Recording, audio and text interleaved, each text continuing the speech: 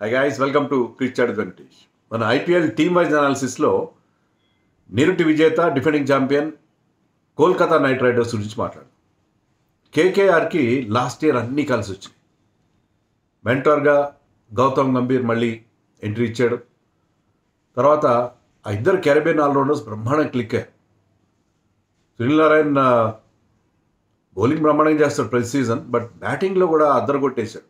Almost 500 runs చేశాడు as an opener at 180 strike rate.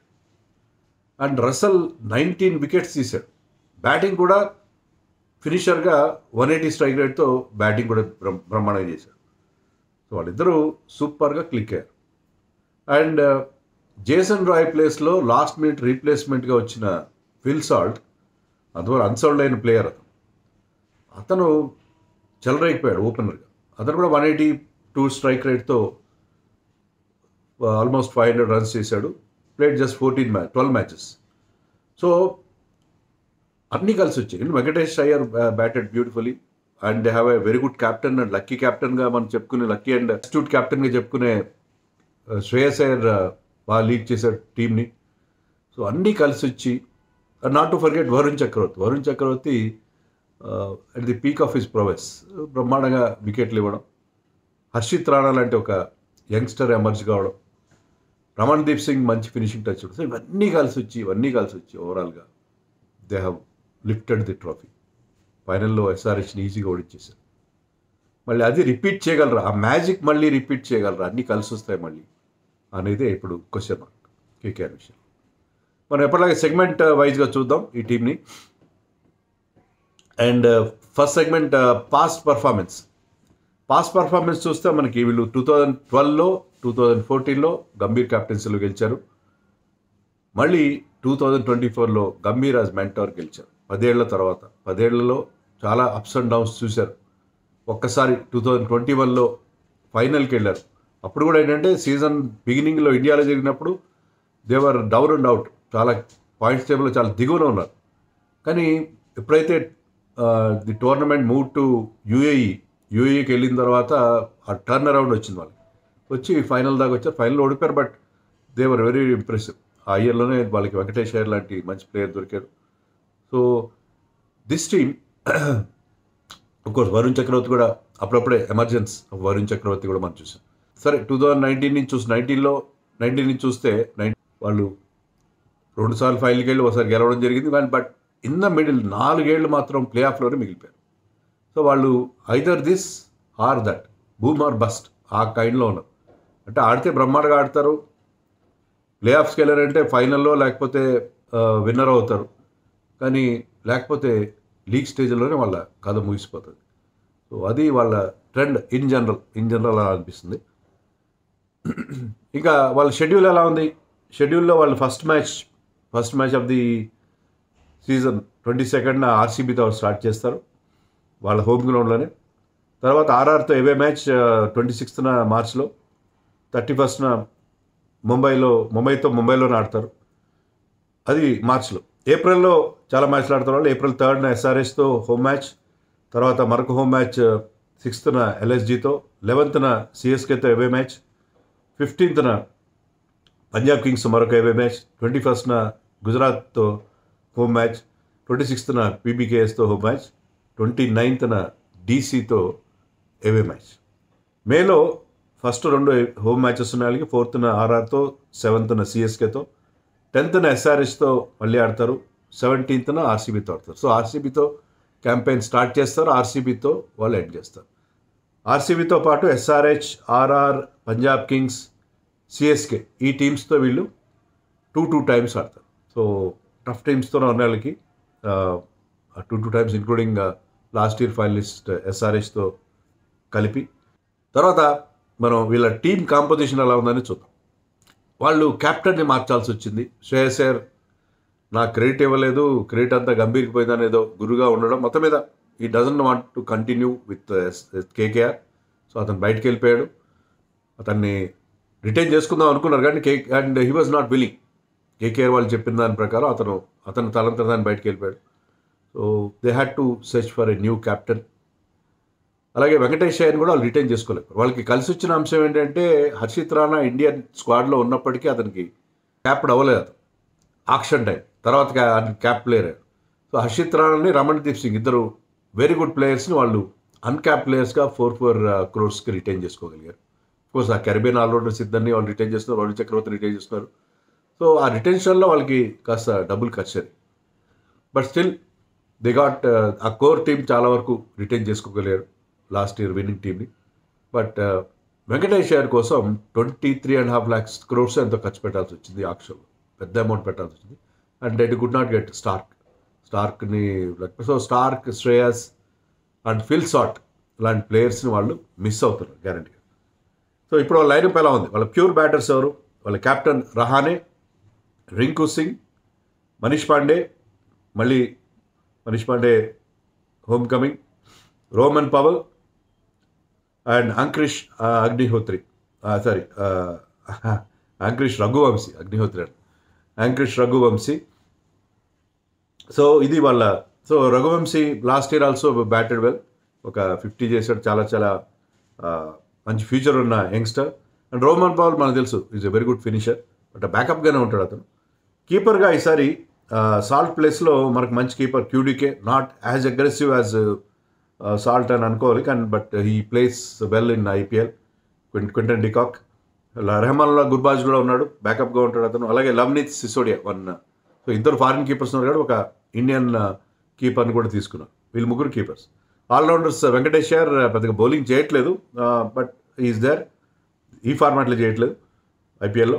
Ramandeep Singh another very very exciting player and excellent fielder కూడా.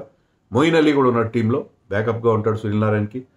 Andre Russell, Sunil Narayan and Anukul Roy కూడా చాలా సీజన్స్గా ఈ టీంతో ఉన్నాడు, Jharkhand allrounder, very good fielder. Fast బౌలింగ్లో దే హ్యావ్ ఆండ్రిక్ నోకియా గురించి మరి అతను మొన్న ఛాంపియన్స్ ట్రోఫీ కూడా ఆడలేదు, మరి ఇంజర్డ్లో లిస్ట్లో ఉన్నాడు. అతని ఫిట్నెస్ గురించి ఇంకా మనకి కన్ఫర్మేషన్ లేదు. హర్షిత్ రాణా చాలా బాగా ఎదిగొచ్చాడు ఇప్పుడు now is an international player. Vaibhav Arora also bowled well last season. Harshit and Vaibhav వాళ్ళిద్దరు together they bowled well. Umran మలిక్ని కూడా తీసుకున్నారు, బ్యాకప్గా ఉమ్రాన్ మలిక్ కూడా తీసుకున్నారు. ఉమ్రాన్ మలిక్ మరి ఇప్పుడు ఎలాంటి ఫామ్లో ఉన్నాడో మనకి ఎలాంటి ఇన్ఫర్మేషన్ లేదు. స్పెన్సర్ జాన్సన్ ఆస్ట్రేలియాకి చెందిన tall left arm pacer. So Starc ప్లేస్లో అతను వచ్చాడు, మరి స్టార్క్లో అతను ఫిల్ చేయగలడో లేదు చూడాలి. స్పిన్లో వరుణ్ చక్రవర్తి ఇప్పుడు సూపర్ స్టార్గా ఎమర్జ్ అయిన వరుణ్ చక్రవర్తి అండ్ మయాంక్ మార్కండే మరొక లెగ్గి కూడా ఉన్నాడు వాళ్ళ టీంలో. సో ఇది వాళ్ళ లైనప్, చాలా ఇంప్రెసివ్గానే ఉంది.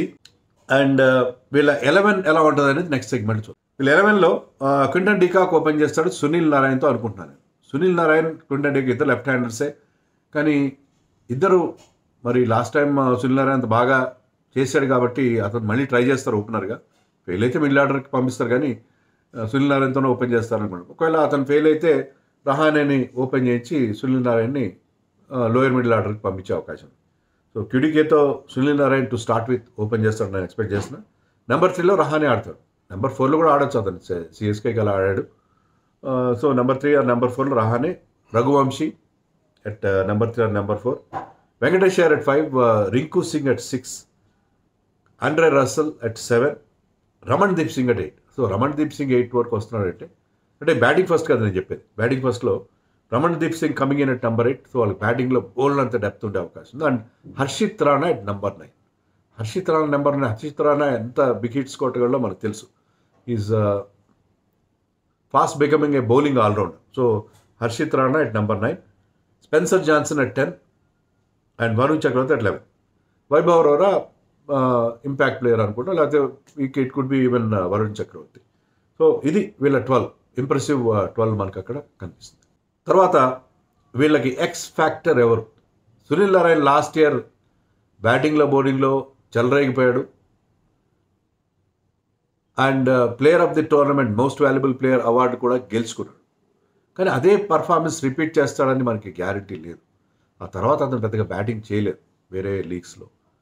అలాగే రస్సల్ కూడా అంతే. రస్సల్ కూడా last time had a wonderful IPL, but తర్వాత వేరే లీగ్స్లో తేలిపోయాడు అతను. And Venkatesh Iyer also is a very very good player, no doubt about it. Rinku Singh is there.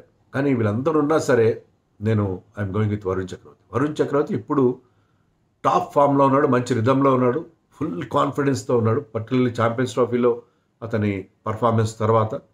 So he's the key bowler and key performer for this team. So నా దృష్టిలో వరుణ్ చక్రవర్తి ఇప్పుడున్న ఫామ్లో అతను ఈ టీంకి ఎక్స్పెక్ట్. అతని గురించి, అతను 4 ఓవర్ల గురించి బెంగతో ఉంటారు అన్ని టీమ్స్ కూడా. 4 ఓవర్లు ఎలా ఫేస్ చేయాలి, అటాక్ చేయాలా, డిఫెండ్ చేసుకోవాలా, ఆ 4 ఓవర్లు పక్కన పెట్టి మిగతా 16 ఓవర్లే మనకున్నాయనుకుని ఆడాలా అనే ఒక థింకింగ్ అందరిలో కనిపిస్తుంది. So he's the X factor for this team and biggest strength అని నేను అనుకుంటున్నాను. మరి మీకేమైనా వేరే అభిప్రాయాలు ఉంటే కామెంట్స్లో చెప్పండి.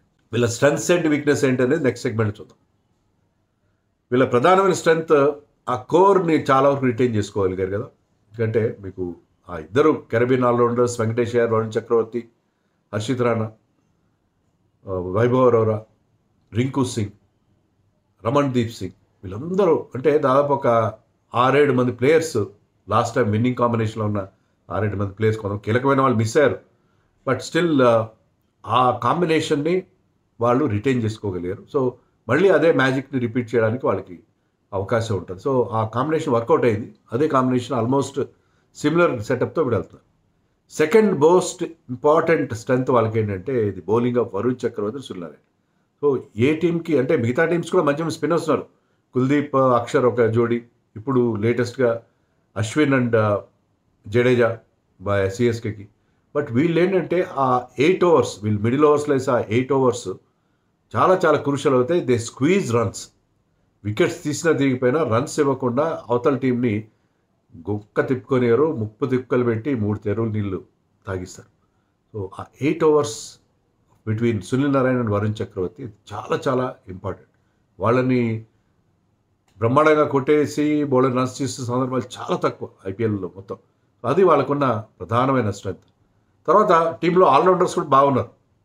ఇద్దరు సునీల్ నారాయణ అండ్ ఆండ్రే రసల్తో పాటు వెంకటేష్ అయ్యర్, రమణ్ దీప్ సింగ్ లాంటి ఆల్రౌండర్స్ ఉన్నారు.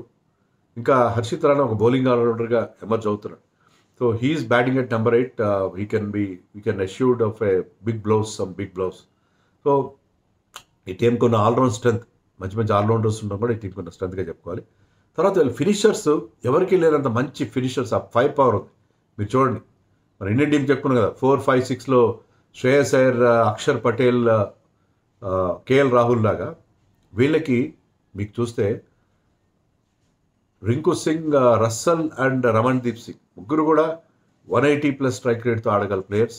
ఈజీగా అనుకున్నదే తడవుగా 6లు కొట్టగల ప్లేయర్స్ వాళ్ళు ముగ్గురు వీళ్ళకున్న ఫినిషర్స్గా ఉండడం. They can score 6ers at will.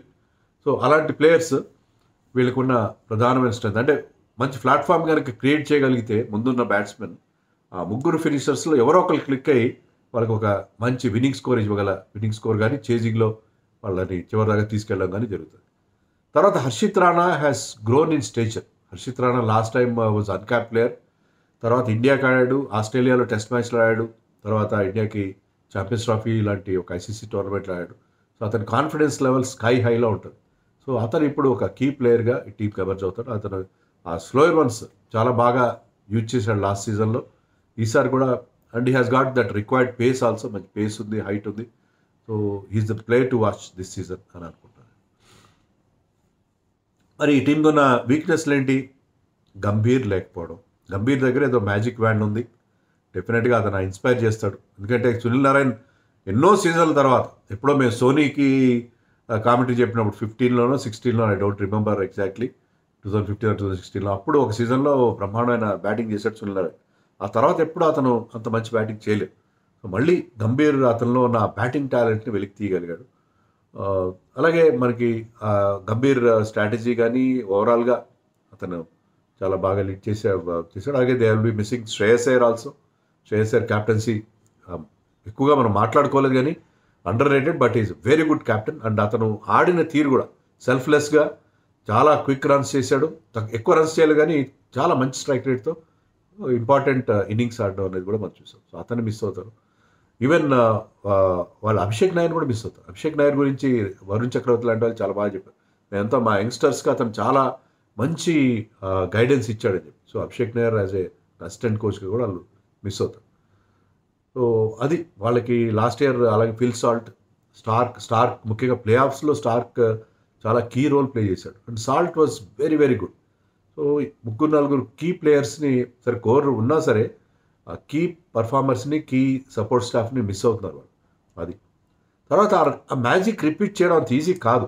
ఎందుకంటే నేను చెప్పినట్టుగా ఈ కెరీబియన్ ఆల్రౌండర్స్ ఇద్దరు రసల్ అండ్ నరేన్ అదే లెవెల్లో పర్ఫామ్ చేయాలి. ఒకటి సాల్ట్ లాగా క్వింటన్ డికాక్ ఆడగలడు. క్వింటన్ డికాక్ గ్రాఫ్ పడిపోతూ ఉంది. అంత గతంలో అంత ఇంప్రెసివ్గా లేడు. When you are not playing international cricket, playing only league cricket, మీకు లాంగ్ గ్యాప్స్ వస్తాయి. మళ్ళీ స్విచ్ ఆఫ్ స్విచ్ ఆన్లో కొంచెం ప్రాబ్లమ్స్ కూడా వస్తాయి. ఓ వాళ్ళకి వెంకటేష్ అయ్యర్ కూడా లాస్ట్ ఇయర్ అంత పర్ఫార్మెన్స్ ఇవ్వగలుగుతాడా అనేది ఒక క్వశ్చన్ మార్క్. సో ఇవన్నీ ఉన్న ఇష్యూస్ ఉన్నాయి వీళ్ళకి. And Rahane okay, he won the Syed Mushtaq Ali trophy for Mumbai. దాంట్లో అతను స్ట్రైక్ రేట్ 160 170 ఉంది. చాలా రన్స్ చేశాడు. బట్ లాస్ట్ ఇయర్ సిఎస్కేకి పెద్దగా సరిగా ఆడలేదు. సో ఇక్కడ వాడే క్వాలిటీ బౌలింగ్ డిఫరెంట్, మీకు సయీద్ ముస్టాక్ అలీలో డిఫరెంట్గా ఉంటుంది. సో రహానే అదే లెవెల్లో సక్సెస్ కాగలడు. No doubt is a very good captain. ఎందుకంటే మనకి బీజీటీ గెలిపించి పెట్టాడు 2020-21లో. అండ్ మనకి అంత చూడడానికి అంత అంటే ఆప్టిక్స్ ముఖ్యం కదా. ఆప్టిక్స్ ప్రకారం చూస్తే అంత డైనమిక్ కెప్టెన్గా అనిపించదు, కానీ is very very dynamic as a captain. Is very good. But can he justify his place in the team? అది క్వశ్చన్ మార్క్. అతను మళ్ళీ ఫామ్ అందుకోగలడా? ఎందుకంటే వీళ్ళకి గతంలో కొంతమంది క్యాప్టెన్స్ సరిగ్గా పర్ఫామ్ చేయకపోవడం కూడా మనం చూసాం. ఆ ప్రాబ్లం వాళ్ళకు ఉంటుంది రహానే విషయంలో. సో వాళ్ళు లాస్ట్ ఇయర్ మ్యాజిక్ని రీక్రియేట్ చేయడం అనేది అంత ఈజీ కాదని నేను అనుకుంటున్నాను. నెక్స్ట్ వీళ్ళ గేమ్ ప్లాన్ ఎలా ఉంటుందో చూద్దాం. వీళ్ళ గేమ్ ప్లాన్ మెయిన్గా రింకు సింగ్ లాస్ట్ సీజన్లో 113 బాల్స్ మాత్రం ఆడాడు. అతని చేసినవి కూడా 120 అన్నో రన్స్ చేశాడు. ఎక్కువ రన్స్ కూడా చేయలేదు. ఎందుకంటే చాలా లేట్గా బ్యాటింగ్ వచ్చింది. అతను చాలా తక్కువ బ్యాటింగ్ వచ్చి లేట్గా బ్యాటింగ్ వచ్చింది. స్ట్రైక్ రేట్ బాగానే ఉంది, కానీ అతను సరిగ్గా యూజ్ చేసుకోలేదు. అంతకుముందు సీజన్లో అద్దరు కొట్టేసిన ప్లేయర్ అతను. అలాంటి ప్లేయర్ని who can be a match winner అతన్ని సరిగ్గా యూటిలైజ్ చేసుకోలేకపోయారు. అంటే maybe because Sunil Narayan Salt మంచి స్టార్ట్ ఇవ్వడం, వెంకటేష్ గారు కూడా బాగా బ్యాటింగ్ చేయడం ఏంటంటే అతనికి ఎక్కువ బ్యాటింగ్ రాలేదు. కానీ అతన్ని ఫ్లోటర్గా యూజ్ చేసుకుని అతని నుంచి ఎక్కువ రాబట్టుకోలేదు. ఎందుకంటే అతను ఎలా ఆడతాడో మనకు తెలుసు. కొంత టైం తీసుకుంటాడు. రింకు సింగ్ రాగానే కనీసం ఒక ఓవర్ అయినా టైం తీసుకుంటాడు. తర్వాత ఈ స్టార్ట్స్ హిజ్ విన్నింగ్. సో అలాంటప్పుడు హిట్టింగ్. సో అలాంటప్పుడు you have to send him కొంచెం ఎర్లీగా పంపిస్తే చాలా బాగా క్లిక్ అయ్యే అవకాశం ఉంది. సో రింకు సింగ్ని లాస్ట్ ఇయర్ సరిగ్గా యూటిలైజ్ చేసుకోలేకపోయారు. నాకు యావరేజ్ కూడా 18 అంత ఉంది లాస్ట్ సీజన్లో. యావరేజ్ అంత ఇంపార్టెంట్ కాదు when you're playing down the order. తర్వాత ఒక సీజన్లో ఏ సీజన్ నాకు గుర్తులేదు, శ్రేయస్ శర్మ ఆడాడు వీళ్ళకి. శ్రేయస్ శర్మ, వరుణ్ చక్రవర్తి, సునీల్ నారాయణ్ ముగ్గురు కలిసి చాలా మంచి బౌలింగ్ చేశారు. చాలా టైట్ స్పెల్స్ వేశారు. సో మా థర్డ్ స్పిన్నర్ గురించి కూడా ఆలోచించారు. అనుకూల్ రాయ్ ఉన్నాడు. Anukul Roy has been with them for a long time. Left arm spinner, different dimension ఇస్తాడు అతను. Left arm spinner, very good fielder. So Anukul Roy, Rinku Singh, Ramandeep. So ఫీల్డింగ్లో కూడా వాళ్ళ ముగ్గురు ఫీల్డ్లో ఉంటే అద్భుతంగా ఉంటుంది. సో అనుకూల్ రాయ్ని థర్డ్ స్పిన్నర్గా యూజ్ చేస్తే last year also played few matches బాగుంటుంది. ఎందుకంటే ముగ్గురు ఎప్పుడైతే సెకండ్ హాఫ్లో పిచెస్ స్లో అవుతాయో వాళ్ళు థర్డ్ స్పిన్నర్ గురించి కూడా ఆలోచించారు. సో వీలైతే ఒక ఫారిన్ పేసర్ని డ్రాప్ చేసినా సరే they should get Moeen Ali also. Moeen అలీని కూడా తీసుకుని మొయిన్ అలీతో కూడా వెళ్ళారు. ఎందుకంటే వాళ్ళకి రసల్ లాంటి ఇప్పుడు వైభవ్ అరోరా, హర్షిత్ రాణా, రసల్ మీకు 3 పేసెస్ అలాగా ఉంటారు. సో మొయిన్ అలీ లాంటి ఒక ఆల్రౌండర్ తీసుకొస్తే మీకు బౌలింగ్ దెబ్బతినదు. మీకు Anukul Roy also can bat very well. Moeen Ali can bat, ఎక్కడైనా బ్యాటింగ్ చేయగలడు. సో మీరు మీ బ్యాటింగ్ దెబ్బతినకుండా మీ బ్యాటింగ్లో ఇంకొక ఎక్స్ట్రా బ్యాట్స్మెన్ యాడ్ చేసుకుంటూ మీరు థర్డ్ స్పిన్నర్ని కూడా తీసుకొస్తే సెకండ్ హాఫ్లో చాలా బాగుంటుంది. సో ఆ ఇద్దరు స్పిన్నర్స్తో పాటు పిచెస్ ఎక్కడైతే when you're playing places like Chennai you can play the third spinner also. So అది కూడా వాళ్ళకి దానివల్ల బ్యాటింగ్ కూడా లెంత్ అవుతుంది. వాళ్ళకి మంచి బౌలింగ్లో ఒక థర్డ్ స్పిన్నింగ్ ఆప్షన్ వస్తుంది. మయాంక్ మార్కడేని తీసుకుంటే మీకు బ్యాటింగ్ వీక్ అయ్యే అవకాశం ఉంటుంది. సో ఆ యాంగిల్లో కూడా వాళ్ళు ఆలోచించారు. అది వీళ్ళకి సంబంధించిన గేమ్ ప్లాన్. వాళ్ళది అగ్రెసివ్ ఇంటెంట్తో వెళ్ళారు. లాస్ట్ టైం ఎస్ఆర్హెచ్ లాగానే చాలా అగ్రెసివ్గా స్టార్టింగ్ నుంచి బ్యాటింగ్ చేయడం, అది వాళ్ళకి కలిసి వచ్చింది. ఇప్పుడు కూడా అదే స్ట్రాటజీతో వాళ్ళు వెళ్ళే అవకాశం. ఇక వీళ్ళ ప్రెడిక్షన్ ఏంటి? ప్రెడిక్షన్ నాకేమనిపిస్తుందంటే లాస్ట్ ఇయర్ మ్యాజిక్ని రిపీట్ చేయడం అంత ఈజీ కాదు, చాలా కష్టం. అనేక ఫ్యాక్టర్స్ వాళ్ళు కలిసి వచ్చినాయి. అందులో అవన్నీ ఇప్పుడు మళ్ళీ రిపీట్ అవుతాయని అనుకుంటున్నాను. ఎక్స్పెక్ట్ చేయడం టూ మచ్ కదా. బట్ ఒకవేళ రిపీట్ కనుక అయితే వీళ్ళు ఎవరు ఆపలేరు. ఎందుకంటే వాళ్ళ 11 చాలా ఇంప్రెసివ్గా ఉంది. నేను ఇచ్చిన 11 అదే ఉంటుంది మోస్ట్లీ. వాళ్ళ ప్లేస్లు కొంచెం అటు ఇటు అవుతాయి, 11 కానీ 12 కానీ. సో వాళ్ళ కనుక క్లిక్ అయితే టైటిల్ అని కొట్టేస్తారు, లేకపోతే ఫైనల్కైనా వెళ్ళిపోతారు.